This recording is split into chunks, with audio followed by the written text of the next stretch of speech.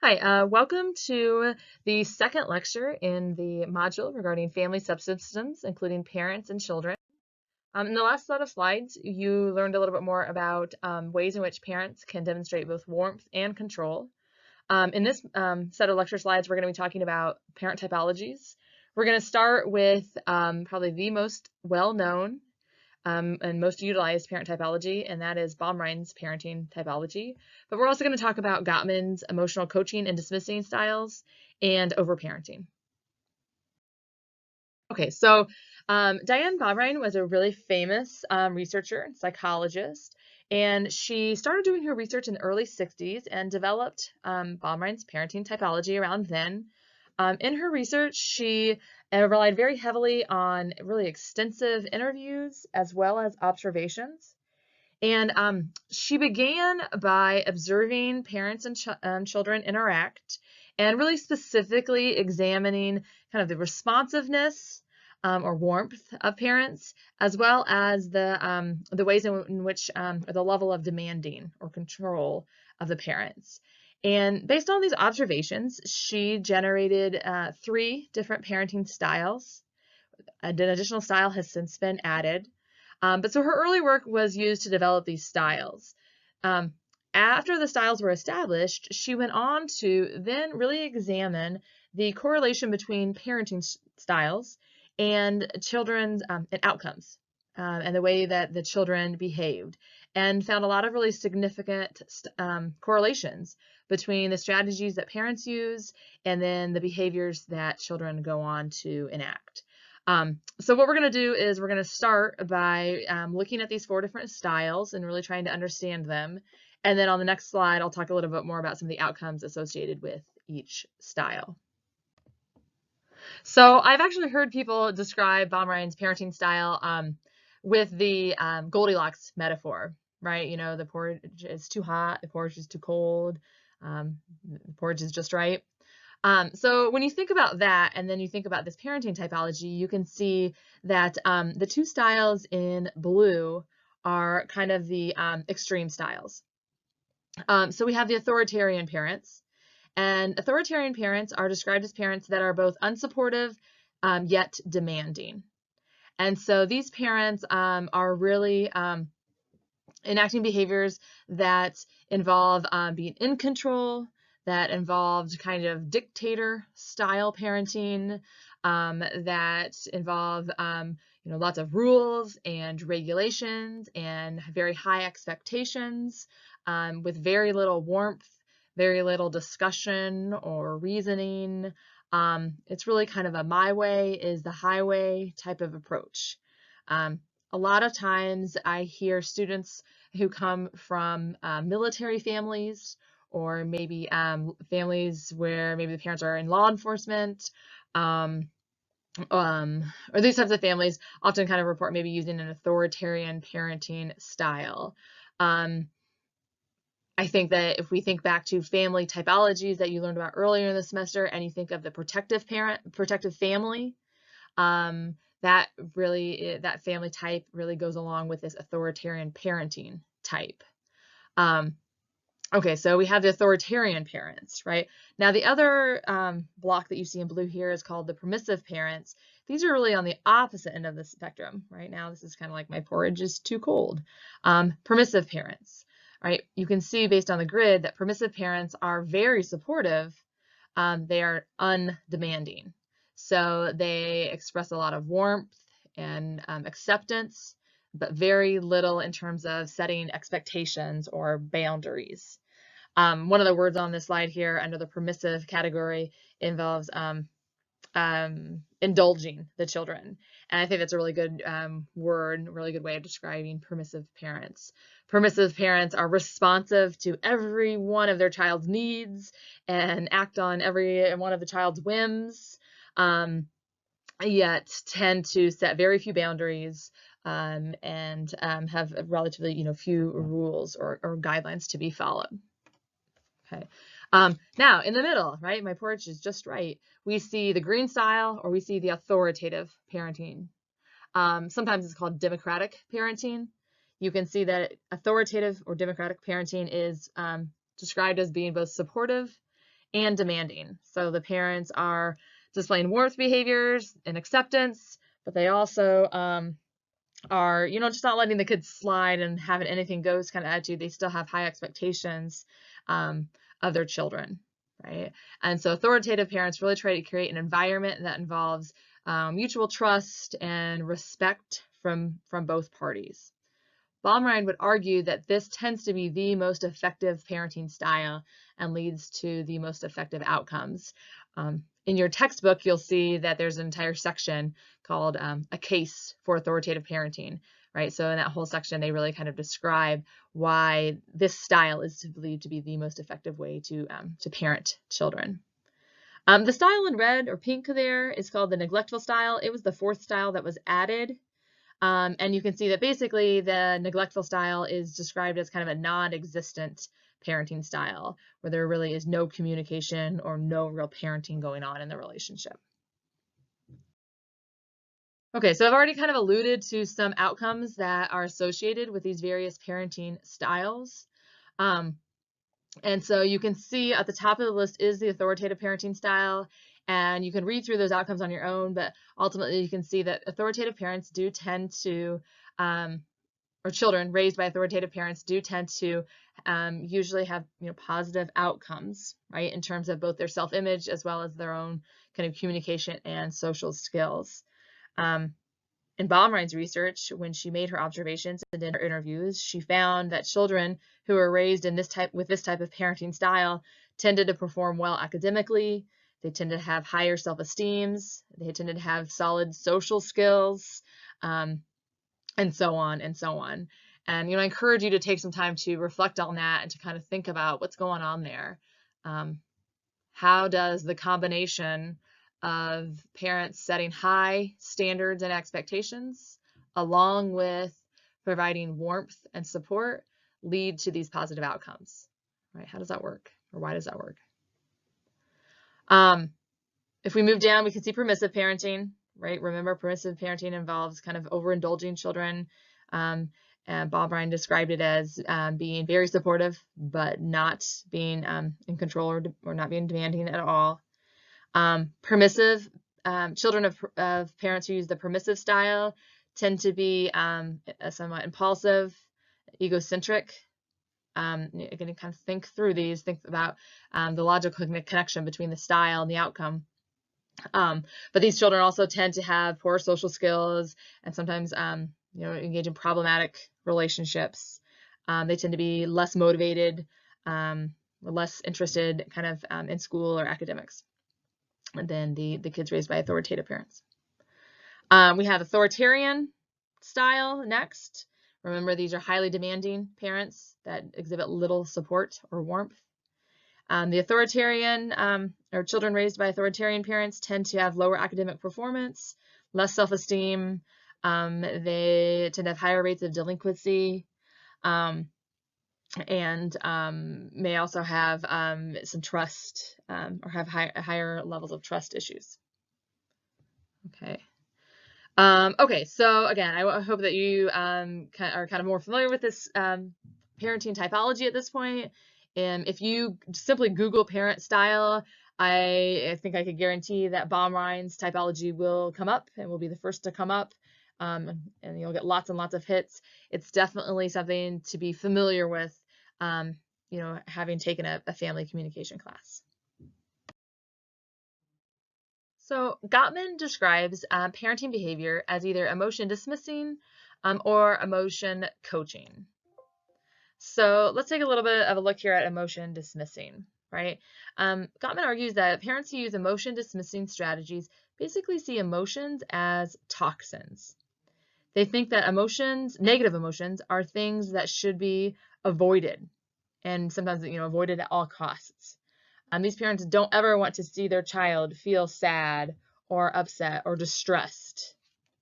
Part of the reason for that might be because emotion dismissing parents tend to have not to have a very detailed language for being able to talk about or discuss emotions.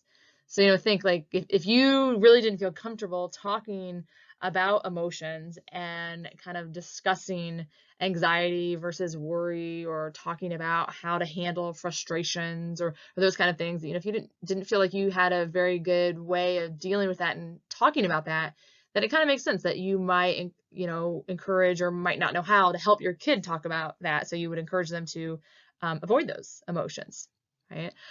Ultimately, emotion dismissing parents really just want to protect their child from ever feeling bad. Certainly at face value, that seems like a pretty noble goal, right? But when we dig a little, realize that might really be kind of problematic. Even if parents might like children not to have to feel bad, we know that that's just really not how life works, right? Ultimately, at some point, bad things are going to happen, and children, and certainly adults, are going to have to know how to cope with that, right? Okay, so we know what emotion dismissing is. Emotion coaching, on the other hand, involves seeing negatives as opportunities for teaching and learning. So emotion coaching parents, when something bad happens to their child, these parents try to help the children process it and work through it and learn from it, right? A really big part of emotion coaching is understanding and empathy, right? Of course, this involves perspective taking and having kind of a vivid language for being able to talk about emotions, and really helping children kind of work through those feelings. Emotion coaching parents also help children to really label their emotions. Maybe you work at a daycare, or maybe you have young cousins or nieces and nephews, or something like that, or even your own children, and you hear the phrase "use your words" used. That's at least kind of the flavor of this emotion coaching, right? It's the idea that as adults and as parents, the goal is to help kids be able to vocalize how they're feeling and talk about how they're feeling, rather than perhaps what a toddler might choose to do, and not bite another child or hit another child for a toy, right? So you can see, of course, that emotion coaching strategies are or do tend to be associated with more positive outcomes than emotion dismissing strategies. Okay. This next slide talks a little bit more specifically about just what emotion coaching looks like, right? How to actually enact these particular behaviors. Okay. A big part of emotion coaching, of course, is avoiding judgments, right? And trying not to tell children how they should feel. Statements like, "It's just really not that big a deal. You should get over it. I don't understand why you're so upset about that." All of those things really imply some judgment and some criticism, and are really not that helpful, and certainly aren't examples of emotion coaching strategies. Process is everything is definitely a key part of emotion coaching strategy, and it goes really close. It's really closely linked to the next bullet point there. Words of understanding must precede words of advice, right? So, I don't know about you, but even as an adult, it makes me kind of crazy when I am sharing a problem with someone and the first thing they do is say, "Well, you should have done this," right? Or they right off the bat try to offer some kind of advice. And if I kind of think about why that makes me so frustrated, I think the reason is because I feel like often when that happens, the person who's trying to offer me advice hasn't given me a chance to really explain, right? And my instinct is to kind of say, "How can you give me advice if you really don't even understand?" Right? Or you just don't get it. If they're offering me advice that just seems really simplistic, a lot of times I think my gut instinct is, "You're just saying that because you don't get it," right? So kids, of course, work kind of the same way. Parents might have wonderful advice for their children and might be able to offer them really good strategies for perhaps how to deal with an upset friend, or how to handle a failed test grade, or whatever their problem might be. But unless the child first feels understood and validated, then it's really unlikely that the child is going to actually be willing to take the advice.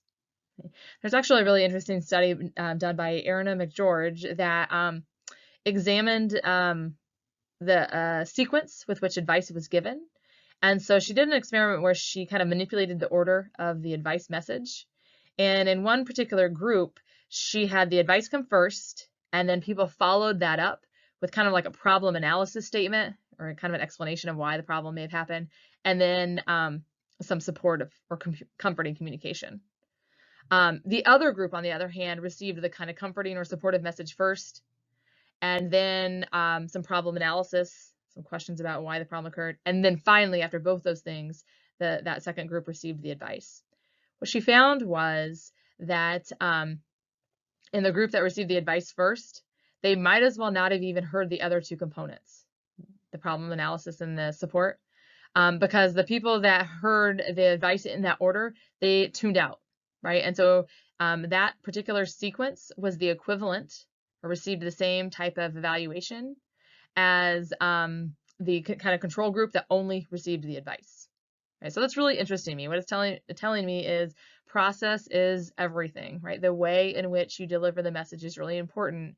And specifically in this case, when we're talking about emotion coaching and helping children with problems, it's just really crucial that children feel like they're understood before they're kind of told what to do or they're given advice. Okay. Validation of emotional experience is another really important part of emotional coaching.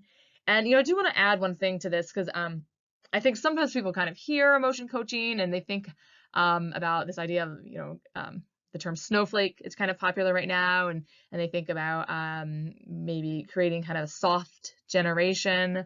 But this is my response to this, and I think would be consistent with what Gottman would say, and that is the idea that all feelings are acceptable, all feelings are okay, all behaviors are not.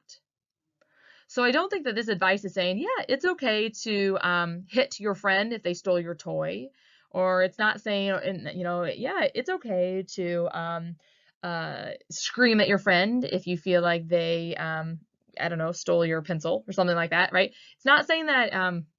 I think emotion coaching is not saying that any behavior is okay. You can do whatever just because you felt like it.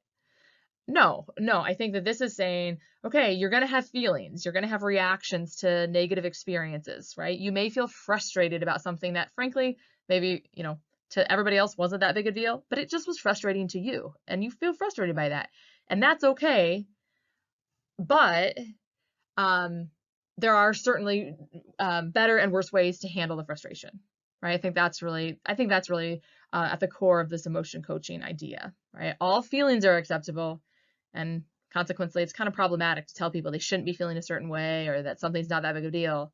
All behaviors, however, are not, right? And that's where parents really come in. They help teach children how to cope with all of these big feelings.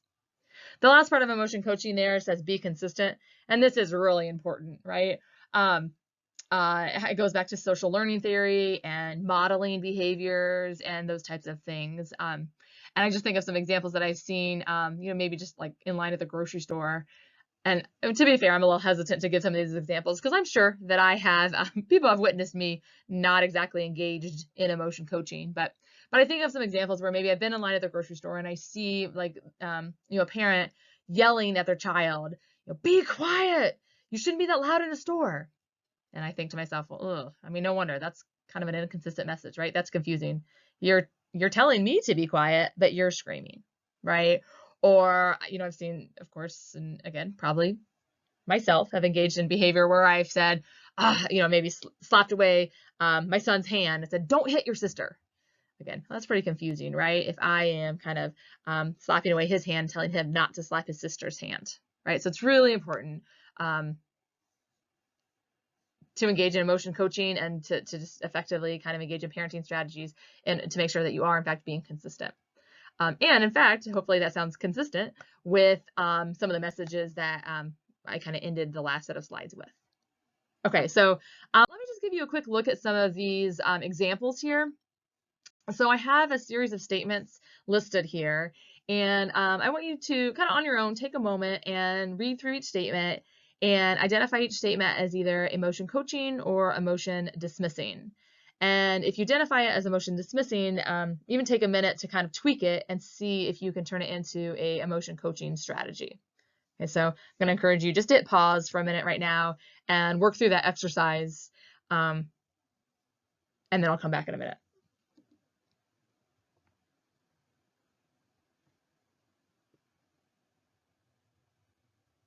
Okay, so the first one says, it's okay, it was just a book. I'll go get a different one. Okay, hopefully you labeled that as emotion dismissing. Obviously, it's not hateful, it's not, I don't know, aggressive, but it is certainly kind of minimizing the child's emotion, right? It's telling them that I don't really get why this book's such a big deal. Okay. The next statement says, I can understand why you'd be upset. That book was important to you. Just a small difference here, but clearly this is an example of emotion coaching. It's responding to the same kind of situation, but this time the statement is conveying understanding and kind of validating the kid's emotional experience. All right, next, you need to grow up. Go to your room and think about it. Emotion dismissing, right? Cheer up, it's not that big of a deal. Gosh, we've all probably said that at some point, but really it does fall into kind of that emotion dismissing category. There are probably a whole host of other ways where we can kind of rephrase that into more of a validating kind of statement. It's okay to be mad, but it's not okay to hit in order to get your book back. That is, of course, emotion coaching, right? There's some labeling of emotions going on, right? It's accepting the child's feelings, but not accepting the child's behavior. That's emotion coaching. And the last one, rather than calling him names, what else could you have done? Emotion coaching, which also, and I don't know that I mentioned this earlier, also that one is emotion coaching and really nice because it says it offers the child a solution, right? It helps the child figure out new ways or new strategies to help solve the problem. And that's definitely another piece to emotion coaching. Okay, so at this point, I think we've covered the family subsystem of the parent and the child. As always, don't hesitate to send me an email or reach out if you have any questions or concerns. Otherwise, keep up the good work, and I'll sign off here. Thanks.